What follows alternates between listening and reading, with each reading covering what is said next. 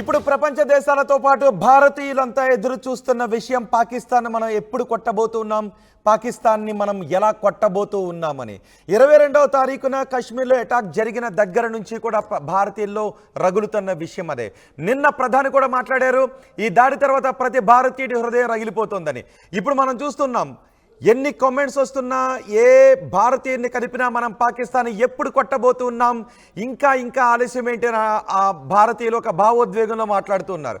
అదే సమయంలో ఏం జరగబోతోంది, సరిహద్దుల్లో ఏం జరుగుతోంది, మన త్రివిధ దళాలు సన్నద్ధత చూస్తూ ఉంటే మనం పాకిస్తాన్ని కొట్టబోతున్నాము అని.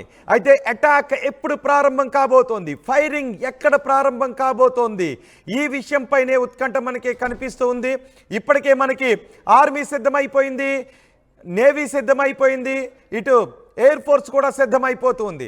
అయితే ఫస్ట్ అటాక్ ఎక్కడ జరగబోతోంది, ఎప్పుడు పాకిస్తాన్ని కొట్టబోతున్నామని, పాకిస్తాన్ని కొడితే ఎవరు పాకిస్తాన్కి సపోర్ట్ వస్తారు అని. చైనా పాకిస్తాన్కి సపోర్ట్ చేస్తుందా?